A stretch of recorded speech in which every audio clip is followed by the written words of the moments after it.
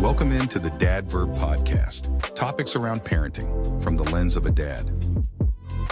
This episode, we're going to be diving into parental burnout, right?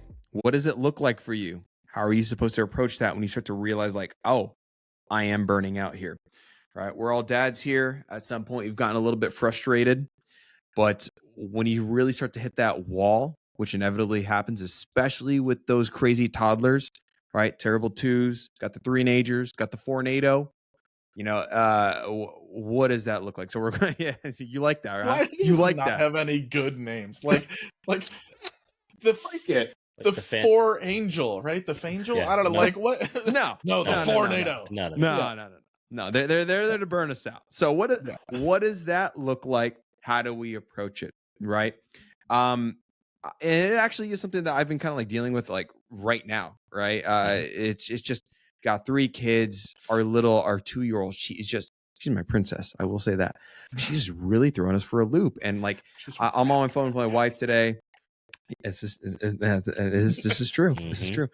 I'm on the phone with the wife today, and I can hear the kids just like just sucking her life force out of her. And she's just like, the kids are just killing me today. It's like, I'm so sorry. And then I come home, switch shifts basically within a few minutes. It just drain me of everything. It's just like, all right. So what are we doing? Is it go to the point of like therapy and all that? We're gonna maybe kind of dive into that, but to kick things off, Ben, do you want to like launch into this and kind of share what your thoughts are, how you've approached it? Yeah. So I think the biggest thing is like learning to recognize it, right? Like there's a difference between feeling tired and just generally, there's a general level of tiredness that comes with raising kids. Like I'm tired all the time. Yeah. I never get enough sleep. I could sleep for the next 6 weeks and I would not catch up on my sleep deficit. Yeah. But then there's like the next step, right? It's the disengaging from your kids, like having emotional distancing, self-isolation, if you're getting into abuse of drugs or alcohol, right? Whether somebody knows about that or not, that's where you're really looking at, burnout or something more serious, right? Like the idea that parenting is so hard and I just mentally can't cope with it anymore. I think we've all at some point experienced some level of burnout, maybe not to the level of like alcohol abuse, but you just want them to go to sleep. Like damn dude, just go to sleep. Like, and you get more testy, you get more on edge, you just like don't want to be around them as much. And you realize that parenting is really kind of taking a toll on you. I know it's something that I personally have experienced before is like, I was just edgy with my kids. Like I was snapping at them a lot they weren't really doing anything wrong. It was just the way it was hitting me. I felt like I was just overwhelmed and I didn't have the tools to manage it. One of the big things that's helped me so far, and I think everybody should do this at some point, is like talk to a therapist. If you experience parental burnout or if you just feel like you're overwhelmed, I think the first step, right, is figure out what you can do for yourself. It's okay to take time to take care of yourself, whether that's going to the gym, pursuing a hobby, I love to go play golf. Like I feel guilty every time I go play golf because I'm leaving my kids and I'm not helping at home. But that's a way for me to manage that burnout, right? To recharge a little bit. So you go back in with good energy, good vibes, and you're able to just like be the best parent you want to be. It's okay to do things that take care of yourself. And a lot of times as dads and as parents, we don't accept that. And then the next step beyond that, right, is go talk to a professional. Like if you don't think you have the tools to manage the burnout or you can't reframe it in a positive or meaningful way, go talk to a therapist. Personally, like I now go to therapy weekly. And it's just an objective third party. It's somebody to help you understand what you're feeling, how things are connected, how you see the world, so that you aren't as overwhelmed by your thoughts, your situation, what you're experiencing. And you can put it in a much better and more positive frame of reference so you can handle it better and be in a better position to manage your emotions, manage your situation. I would take it almost one step further. When Ben mentioned that, it's okay to take the time to do the things that bring you joy, whether that's, playing a sport, working out, playing a video game here and there, whatever. I chatted about this at length with Dr. Singley. He's the doctor at the Center of Men's Health and Excellence in California. And actually this snippet is actually in the course, in the Dad Verb course that we have, but it's more than okay. It's necessary. It's almost like a mandate that you have to find that time and make that time for yourself so that you can recharge. Because if you don't, you're going to hit a wall, and that can manifest itself in some devastating consequences, whether that's on, for your children or for yourself. So you have to have that, because you are only as good of a parent based off of, how well you can treat yourself. So one thing for me that kind of, feeds and drives the burnout and the guilt is just the approach in which I am parenting today versus what I see on social media, right? Because I know that what I see on Instagram is like the appropriate way to deal with this is to, get on eye level with your kids and embrace them and speak at a whisper level, and then, have like an engagement and a long conversation because they're not putting on their shoes and you need to get out the door. And there's the right way of doing this, the gentle parenting method.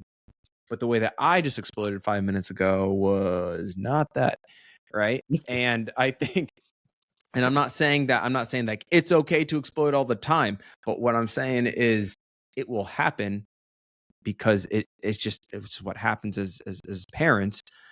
You want to do your best to control that and mitigate that as much as possible. But when it happens, not to be so hard on yourself, because, sometimes we act in this ways because we care about our children. We want what's best for them. It manifests in a louder tone, sure, and we're trying to get things done, right? But, the optimal way of parenting that we hear from parenting experts on social media and, Dr. Becky or whoever, I just don't live up to that standard all the time. So like taking that advice with a grain of salt, or just like pulling myself away from that and be like, listen, I'm doing my best. They're happy. They're healthy. They're good. And that expectation, that bar, and like measuring myself up to that, it contributes to the burnout sometimes. And just keeping that in check, and, not pitting myself against them. It's the not enoughness. If you're gonna, a lot of people struggle with. Yeah. If you're gonna go on social media and do the whole parenting, am I enough, danger rabbit you will hole, lose. Doom scrolling, you're gonna lose. You will lose. But here's my advice: for every one of the parent mean doom scrollers you do, you got to go watch a Gen X versus Gen Z doom scroller, because they will put that in perspective for you. Because they're like, we didn't have this. We drank from the hose. We played with firecracks. We had friends named Lefty because they lost an arm, right? Yeah. Like, like, it will put the parenting, like, I'm not enough stuff in a lot of perspective, because they survived. There's a whole generation of them, and they are all angry, right?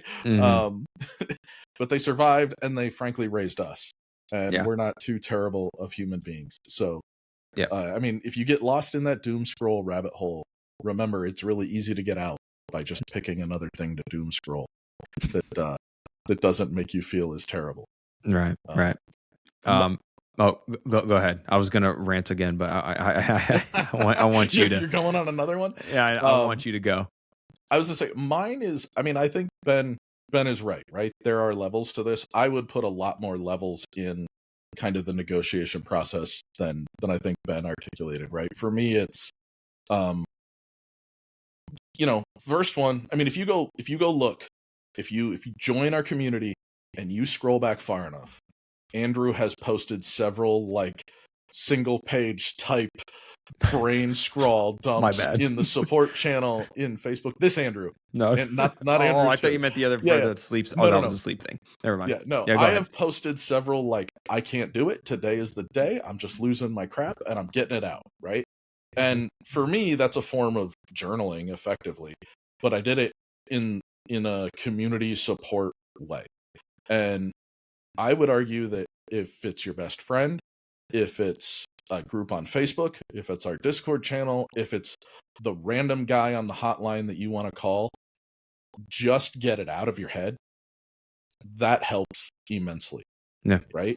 And you might be able to do that with your best friend. You might be able to do that with your grandfather. You might, right? There's somebody in your life, your priest, right? Get it out of your head. Get it somewhere where you can objectively look at it. And if it still is not helping you, then seek more help, right? None of us can parent on our own. And when we get to the point when we are burnout, you have to turn to your tribe, whatever that tribe looks like for you, whether it's an online digital tribe, whether it's a family tribe, whether it's your church tribe. And like we said it in a different episode, right? If you don't ask for help, they can't help you. All you have to do is say something to someone and they will help you, right? Yeah. If it truly gets bad, right? Go to the police department. They will help you. Go to the fire department. They will help you. All you have to do is just show up and say, I need help. I just need someone to talk me through this for 30 minutes, right? Every emergency room on the planet. And there are online resources. There are phone numbers. I think it's 211 in the United States now is the prevention hotline. Yep. I'm pretty sure that's what it is. We'll confirm it in the show notes. Yeah, I'll put it in the show notes, but I'm pretty sure you can just dial 211 and you can talk to someone now, right? Yeah. But reach out to anywhere. And Andrew and I and Ben have reached out to members who posted in our community and just said, hey, we just want to make sure you're okay. Yeah, we have. You posted something and we really want to make sure you're okay. We don't know you from Sam, but we really want to know that you're fine. And most of them have gone back and been like, yep, I'm good. Thanks for reaching out. Yeah. So we're here. We're willing to support you if you need it as well. That's what the Discord community's for. Sorry. I'm honestly not the best that was my about monologue. this. No, that's good. I'm honestly not the best about this. But just last week, I remember I came home and I didn't even have a chance to like cool off. I just came home from work and went right to just like disciplining. And like, why is this? And it's just like one of those rough going days. And I texted another friend of mine named Andrew. And I was like, yeah, hey, just want to get bubble tea and get out of the house. I need to get out. So put the kids down. And I don't think to I don't think to reach out. That's the thing. I don't think to do it. It's just like, I'm just going to watch a show or just like play Fortnite or something like that and do something later. Just like play some Pokemon or whatever. I deal with my things internally. But this is one of the few times where I was just like, hey man, you good? Like, are you good? Cause I'm not. I just want to get out real quick. Yeah. And he came out and I got in his car and we went out to get some taro boba tea, man. That's my thing. And it's delicious and I'm Asian. So let me, and so wow. So I get into the car and I was like, yo, man, this is what happened. He goes, dude, same exact thing happened to me. I felt like I was just like yelling at my daughter. I was just one of those days, man. And just that alone of just like chatting, just drinking a boba tea and just talking to another human that's like has been there or actually happened to be going through the same exact kind of day as me, went miles for me. And that alone was a reset button. And just to be able to kind of like just getting out of your own head as in whatever way you do it makes it 1,000% better. Yeah, way more powerful than I. Don't get me wrong. Cognitive behavioral therapy is amazing, right? There's that. I love can't solve everything. All right, but just getting it out of the melon is like the first step, right? Your kids will forgive the fact you. that you're a human being and you're not going to be perfect all the time. You have emotions. Your goal is not to be perfect, and I think this idea that you can be a perfect parent is a very immature idea of parenting, right? Every single one of us, as we've gotten older and had our own kids, I'm sure we've looked back at our parents and gone, all those things you may have thought were perfect or weren't, such a big deal or whatever the case is. Like you look back at it and you realize they're more human than you've ever seen them because you understand more of where they've come from and what they've experienced. And like those times you got, yelled at or disciplined or whatever for doing something stupid, you understand it more now. And so you get to a point in your life, like when you're like, I don't like raising my voice at my kids. I do my best not to, but like I yelled at my son this morning because he wouldn't put his shoes on and get out the door. And I literally scooped him up kicking and screaming and walked out the door and said, if you're not going to put your shoes on, we're going to leave without shoes. And I just left the house and grabbed his shoes and put him in the truck. But like, it's just is that a proud moment? No. Should I have gotten down and talked to him and said, I understand you're having big feelings right now and this, that, like I know the steps. Yeah. I couldn't do them in the moment. Right. Does that make me a bad dad? Yes, I probably right, Yes. but like Instagram says no. You know, I overthought it. I replayed it a bunch of times in my head of like, how could I have done that better? The burnout comes from trying to be perfect and realizing that we're fallible as human beings with emotions and wants and needs and unresolved issues that we need to work through. Right? That's just part of who we are. I'm going to give you permission to forgive yourself right now. Like, you're okay. Right. It was fine. You can yell. That's at what therapy's for, man.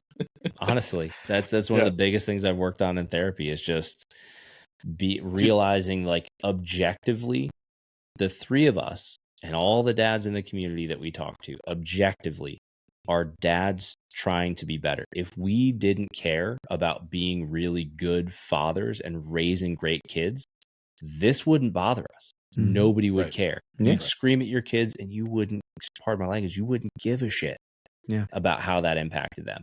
But we do. Yeah. And that's why we're here. And that's why they're watching videos like this. Yeah. The moment for me was Listen to the this first podcast. time I went on an overnight business trip without the kids or the family. Like, I was gone for 3-4 days. And it was that moment when I realized, like, oh, my dad wasn't gone because he wanted to be gone. He wasn't gone because, like, he was gone because he was working to provide all the things, right? I am emotionally scarred. I have problems. I bitch about them. Sorry. I complain about them. I'm going to beep that out. Right? But it's not because he didn't love me. It's because he was working for me. And I didn't see it as a kid, right? I didn't see that when he missed the baseball game, he was just working for me instead of being there cheering for me, which is, they're both valid dad activities, right? Yeah. Anyway. This is a topic that always can, be heavy, be deep. But if we're gonna finish things off with a more positive, slightly lighter note, let's shift to music real quick. Ben, what'd you discover recently? So I was talking pre-show with the guys, and if any of you out there, obviously by record sales, a lot of you, a chunk of you are going to be into country music, right? Like that's. I was not. It's a new thing for me. Record sales. I like how you're country's new for me. Statistically, however many of you are going to be into country music. So this past week, Luke Combs released a new album called Fathers and Sons. Right. And the entire album is a dedication to his kids. Like, he's got 2 kids under 2. All the songs are about either his relationship with his children, his relationship with his father, his relationship with his grandfather. Even actually Andrew Saunders, he has a song called All I Ever Do Is Leave. And it's literally about like his life on the road and how he sees that impacting his kids and even how he experienced that with his dad. Does it follow Cats in the Cradle? Because I feel like that was a story of my childhood. Not quite. But so I was listening to it and I had this, he had released a preview and I was already kind of like misty-eyed over the one song he had released. And I was like, hey man, I wonder, I'm going to do a test. I want to see how long I can get through this album before I start getting teary-eyed about like what he's singing. I made it 1 minute and 50 seconds into the first track of the album before I felt it welling up. I felt that sting of like the first tear. And I was like, there's no way I'm going to make it through this whole album. And I still haven't made it all the way through without getting a tear or two, in a couple of tracks. There you go. I'm going to give it a listen. Is that the album that, does he talk about he's a garage door hero? There's a song out there and I'm going to have to find it, but it's about, I pull into the garage and the door goes up and there's my kid, and it doesn't matter. I am a garage door here. Like the kid is waiting and ready, and daddy's and it's like, those are the little moments, right? That make the burnout better. Yeah. I will say that my daughter, she is just like the light of my world. But when I come home, it's just daddy, and then she runs to me and hugs me.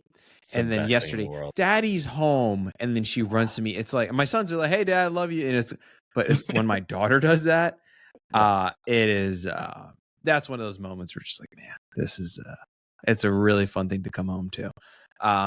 Last week that wasn't the case. They were just screaming, and it was really frustrating. But this week has been magical. I will say that. Anyway, guys, that'll do it for this week's episode. If you have any thoughts or anything that you'd like to share, whether it's something that you've discovered a good way to cope, or something that you've been struggling with, feel free to let us know, whether it's on Discord or in the comment section of this YouTube video. Again, you can join us on Discord. Check the show notes. Check the description of the YouTube video. And you can check out dadverb.com for courses from pregnancy up through year 1 of fatherhood. Thanks for listening. Thanks for watching. And we'll catch you in the next one.